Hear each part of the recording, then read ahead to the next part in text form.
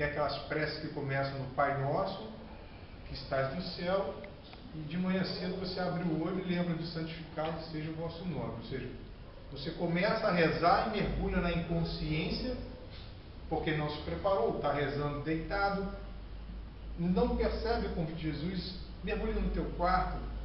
Mas se mergulhar no teu quarto, o cara se joga na cama, deita no travesseiro, abraça e vai. Assim, de mãos dadas junto a Morfeu. Então a oração é um estado de mudança de nível mental, é elevar o pensamento. Você sai do pensamento horizontal, busca a transcendência, conversa com o Criador, apresenta-lhe as suas dificuldades, roga força, coragem, sabedoria. Não adianta ficar também pedindo os números da Mega Sena, que todos andam atrás. E isso, o mundo espiritual não irá nos favorecer com essa possibilidade. Então a oração também é essa forma de buscarmos um momento íntimo com o Criador. Aí você observa que muitos de nós não fazemos isso. E não fazer isso redunda numa improdutividade dentro da sala mediúnica. Então, após esse introito, nós vamos discutir algumas questões que nos foram apresentadas. E a primeira delas é o que pode influenciar, por exemplo, na produção mediúnica. Está funcionando ali o quadrinho? Está, né? Mas o pessoal foi todo para cá. Então eu vou ficar falando mesmo por aqui. Poderia dizer que dois são os fatores que influenciam as comunicações. Isso com base no que está escrito no livro dos médiuns. O primeiro é a influência moral do médium, porque a influência moral do médium redunda principalmente na qualidade dos espíritos que estarão conosco. Mas a questão da moralidade diz respeito também ao conhecimento das leis divinas, que nós discutimos ontem, e a sua correta aplicabilidade na vida. E quanto mais nós tivermos conhecimento sobre as leis divinas e a aplicação delas no dia a dia, há um fenômeno que André Luiz chama de fator de fixação, seria o ponto de união das células perispirituais com as células no corpo físico, e esse fator de fixação produz um efeito imediato sobre as possibilidades de desdobramento. O que seria desdobramento? Seria os estados de emancipação da alma, a possibilidade de o indivíduo mergulhar em transes superficiais ou profundos. Alguém já trabalhou com cola de sapateiro? Fala você, não. Você não pode dizer. Peguem duas superfícies, limpem-as, pegue a cola de sapateiro, passe em ambas e junte. Quando a gente começa a separar aquela superfície, o que fica no meio? Não fica a cola com uma série, como se tivesse um monte de elásticozinho unindo as duas superfícies e dificultando o afastamento de ambas? Seria mais ou menos isso o efeito produzido naqueles indivíduos que não conhecem ou conhecem e não praticam, aqueles que desconhecem e vivem uma vida extremamente sensualista, os indivíduos que não meditam e não refletem. Então, no momento em que você busca alterar o seu estado de consciência, o seu corpo espiritual vai sentir uma dificuldade muito grande de afastamento do corpo físico. E esse distanciamento, essa dissociação psíquica é um marco característico do transe. Então, se eu não medito, se eu não faço reflexão, se eu não me transformo para melhor, naquele momento em que eu sou acionado pelo mundo espiritual para mergulhar em transe, eu tenho uma dificuldade muito grande. E aí, as informações provenientes do mundo espiritual vão sofrer muita interferência das minhas. Tudo está interligado. O médium não é um indivíduo que detém um cartão de acesso a uma reunião e ali ele vai comunicar porque ele tem a psicofonia como um marco característico, a psicografia, a audiência, a evidência. Não. Há condições que fazem parte da sua estrutura psicofísica, ou seja, mental e espiritual, que favorecerão um processo melhor de captação da onda de pensamento que chega até aquele indivíduo. Então, o primeiro condicionante que influencia no processo da comunicação é essa questão de ordem moral. Está relacionado ao cumprimento das ordens divinas, fazendo com que você tenha, cada vez mais que você aplique essas leis em sua vida, companhias espirituais de melhor envergadura. Isso não invalida a tese de que, mesmo elevado moralmente, você atenda aos sofredores. Isso aí é a base do desenvolvimento da mediunidade. Um médico, pode ser PhD, pós-doutorado, um especialista em qualquer área que seja da medicina, atenderá do rico ao pobre. Ele não está ali validando a condição social. Ele está atendendo porque é a sua função. E, igualmente, o médium. Ele tem que ter a capacidade mental de captar a onda de pensamento dos espíritos elevados, tanto quanto ele tem que ser capaz de ajudar os que estão na retaguarda, mas com um detalhe, segundo André Luiz, sem deixar-se contaminar. É como dito que mergulha no pântano para retirar um lírio. E o pântano fétido, lodacento, ele vai lá, retira o lírio, mas não se permite contaminar, porque ele vai até lá devidamente protegido. Botas até o joelho, usando luva. Então ele vai, realiza a colheita do lírio, que faculta ou a ornamentação, ou o odor característico, para mim é muito forte, por sinal, afeta imediatamente a minha sensibilidade, mas sai daquela região extremamente contaminada, mas ileso. O médium também mergulha nas regiões de sofrimento, por possibilidade psíquica, atende aos sofredores, mas não vive a experiência daquele indivíduo, não se deixa contaminar. Então, o papel do médium é de fundamental importância. Mas há um outro fator que interfere nas comunicações, nós chamamos de fator meio. O local, por exemplo, onde é realizada uma reunião mediúnica, deve ser um local preservado, um local isolado das outras atividades, que tenha uma certa distância da rua, para que o barulho, os ruídos não produzam interferências, não dificultem a concentração. Então, o fator meio também impõe-nos um cuidado com a sala. Eu não me esqueço uma ocorrência que nós tivemos na nossa instituição, onde nos reuníamos numa sala e ela era desprovida de ar-condicionado. Mas no verão é um calor. E estava muito quente, muito quente. Nós transpirávamos e aquele calor cômodo. Aí teve um dia uma comunicação muito engraçada. O espírito chegou e falou assim: olha, não é que o calor ou o frio interfira no nosso trabalho, mas é que o incômodo que vocês sentem dificulta-nos o acesso às suas mentes. Vocês estão muito preocupados com o calor, com a transpiração, com o pernilongo. Então resolvam de uma vez por todas esse problema.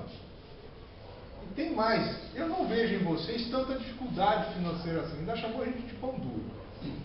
A gente ficava ali regulando, quem vai dar quanto, não sei o quê. Então os espíritos também vêm até nós para nos darmos alguns recados para a gente sair da inércia. Então a condição ambiental era desfavorável não para a comunicação, mas porque nós não conseguíamos nos concentrar.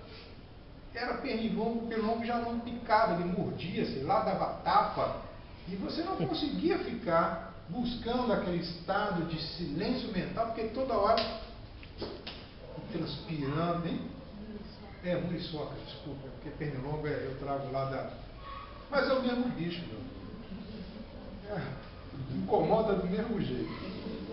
Então, o meio interfere dessa forma, de maneiras assim, indiretas.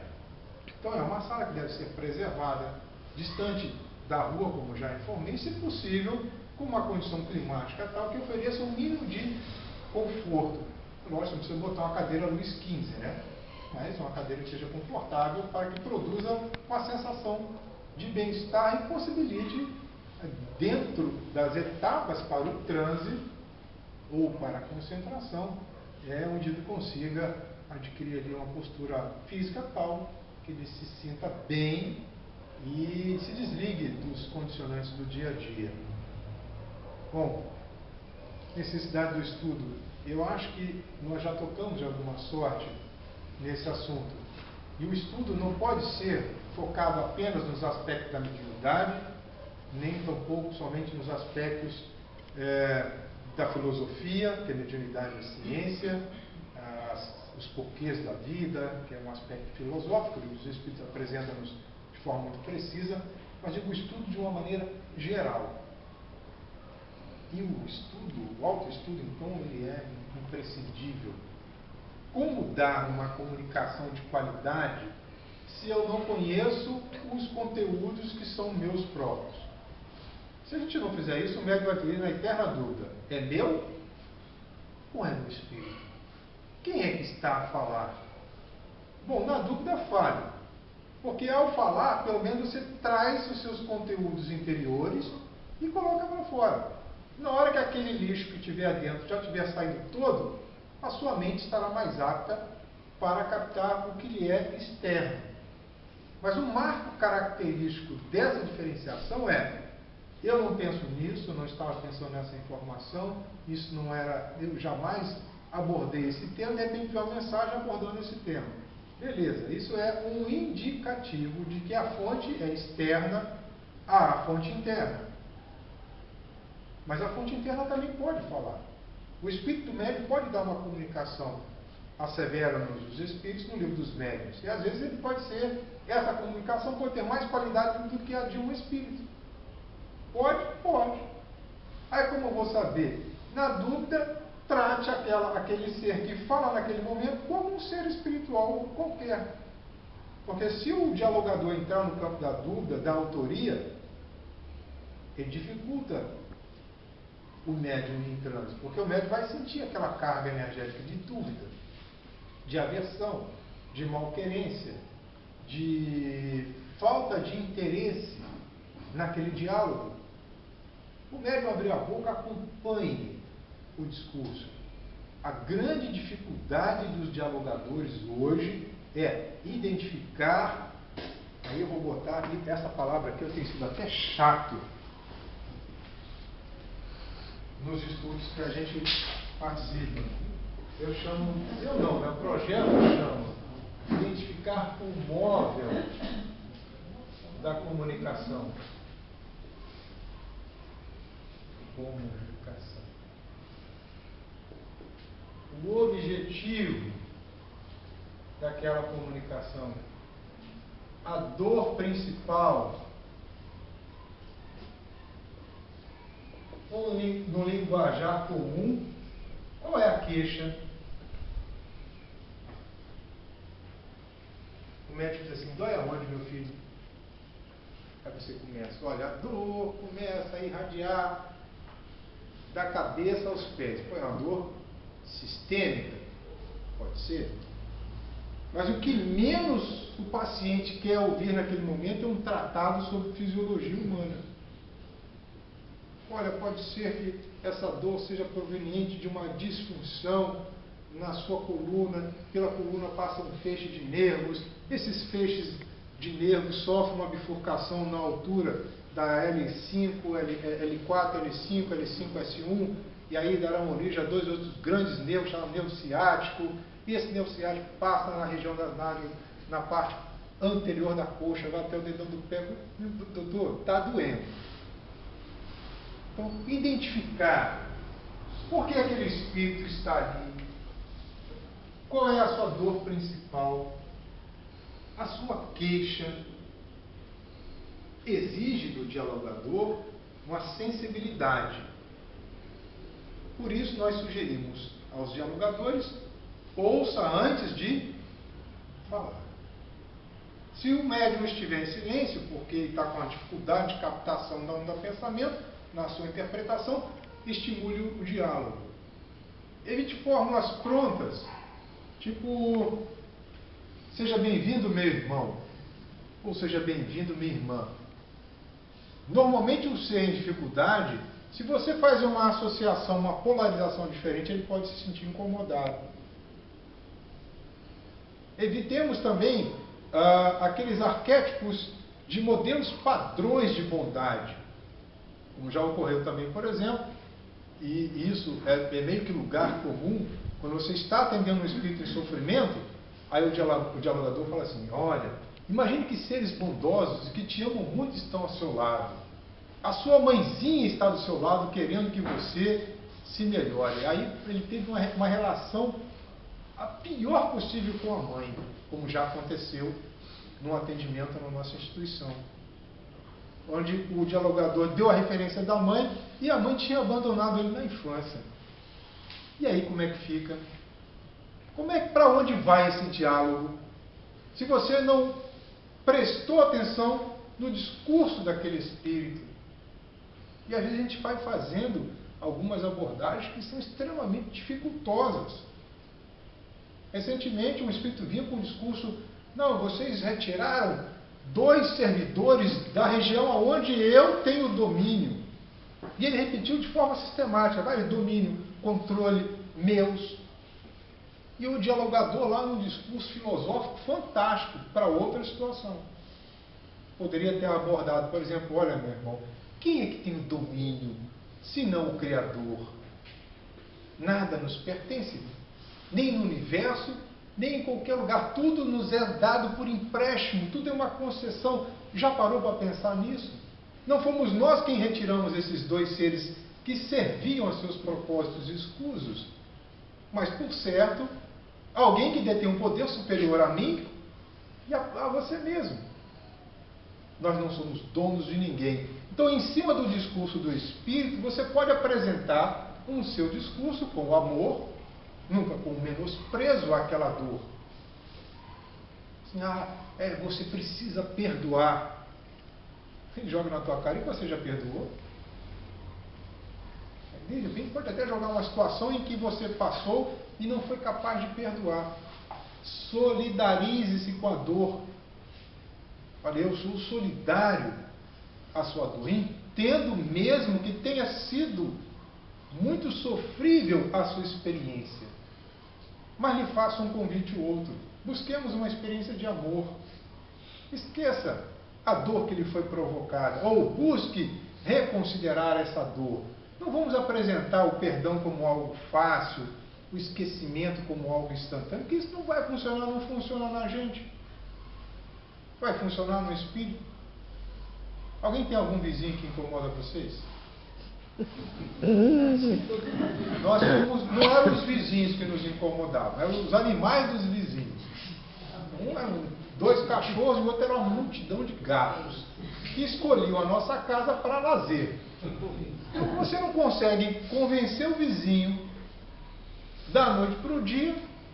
Imagina convencer um espírito que está perseguindo alguém há séculos. Aí o indivíduo se acha um ser togado, iluminado não sei de onde, não presta atenção na comunicação porque não quer ouvir e quer apresentar fórmulas prontas. Não dá certo essa estratégia.